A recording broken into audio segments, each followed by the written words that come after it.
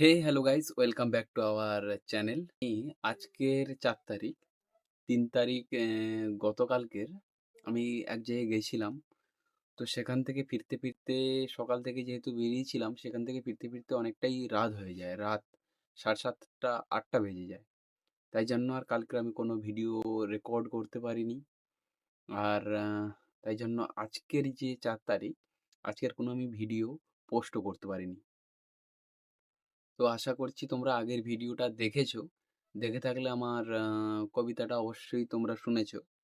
তো কালকে যখন আমি ট্রেনে করে আসছিলাম, তো খুব সুন্দর বলতে আমি গেছিলাম খড়গপুর। তো খড়গপুর যাওয়ার পথে তোমরা অনেকেই চেনো ক্ষীরাই পড়ে। তো ক্ষীরাইর যে জায়গাগুলো আমি ট্রেনে সাধারণত সিটে বসে যাই না।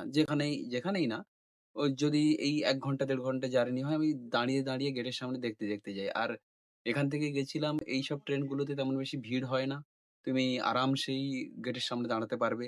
অবশ্যই দেখতে পারবে চারিদিকের প্রকৃতির দৃশ্যগুলো। তো আমি যখন যাচ্ছিলাম দেখছিলাম যে মাঠের মাঝখানে কোনো জায়গায় ফুলের চাষ করা আছে। আর সত্যি খুব সুন্দর লাগছিল দৃশ্যগুলো। আমার তো যেতে ইচ্ছে করছিল।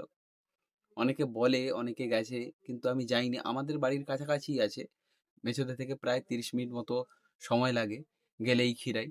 তো ওখানে সত্যি খুব সুন্দর সব ফুল যে চাষ করে এমনটা না। ওখানে সবকিছুই মানুষ চাষ করে থাকে। এ স সর্ষের ক্ষেত দেখলাম। ঠিক আছে?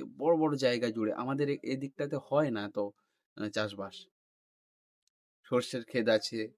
তারপর তোমার পেঁয়াজ যে লাগানো হয় ওটা আছে। আরো বিভিন্ন ধরনের শাক ওগুলো আছে। আবার ধান চাষও হচ্ছে তার মাঝখানে। দেখতে ভালো লাগছিল জিনিসগুলো। তো আরেকটা যেটা বলব তোমাদেরকে যে কালকে আমি যখন ট্রেনে করে আসছিলাম, ট্রেনে করে আসতে দেখবে অ্যা অনেক ধরনের মানুষ ট্রেনে ওঠেন।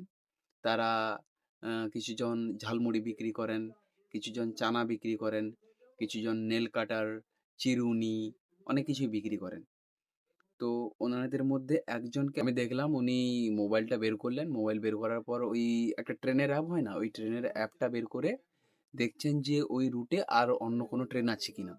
পরের যে ট্রেনটা আসবে ওটাতে ওঠার জন্য। তো আমি তখন দেখে আমি ভাবলাম যে আমরা আমাদের যে দৈনন্দিন যে কাজগুলো করে থাকি, যদি ওনাদের মতো যদি আমরা কনসিস্টেন্ট হয়ে কাজ করে থাকি, হয়তো আমাদের বেটার রেজাল্ট দেখা যেতে পারে, বেটার কিছু দেখা যেতে পারে। তাই ভাবলাম যে একজন বলছিল দেখলাম যে ইউটিউবে যে তুমি করো তো কিছু, তারপর তো তোমার সাকসেস হোক না হোক সেটা পরের ব্যাপার। তো তাই জন্য এটা বলার কারণ হচ্ছে কালকে আমি একটা ভিডিও ছেড়েছিলাম। তো আমি দুপুরবেলা অবধি ওটাকে দেখছিলাম ইউটিউব স্টুডিওতে, যে একজনও দেখেনি। তাই জন্য আমি এটা নিজেকে মোটিভেট করলাম আজকের, আর এটা তোমাদের সঙ্গে শেয়ার করলাম। আর অবশ্যই স্কুলের যে আমার কাহিনীগুলো চলছিল ওইগুলো আসতে থাকবে পরপর করে। আর এই যে ভিডিওটা আমি বানালাম আজকের, তো এটা ৫ তারিখে যেহেতু দেবো, আজকে তোমরা দেখতে পাচ্ছ না ভিডিওটা। আমি নিজের থেকেই খুব, মানে আজকের সারাদিন ধরেই আমি একটা ডিমোটিভেট হয়েছিলাম। তো তারপর এসে আজকে আমি বানাচ্ছি। কারণ এটা আমাকে করতে হবে। কনসিস্টেন্ট থাকতে হবে জিনিসটার প্রতি। তো তোমরা যারাই আমার ভিডিওগুলো দেখে থাকো, তাদেরকে অসংখ্য ধন্যবাদ দেখার জন্য। আর ভিডিওগুলো আমার হয়তো ভালো করে হচ্ছে না। ভালো করে করব আরো। মাঝে কিছু ব্লগ দেবো তোমাদেরকে, ভিডিও। তো ঠিক আছে, আজকের মতো এই পর্যন্তই। Tata, bye bye.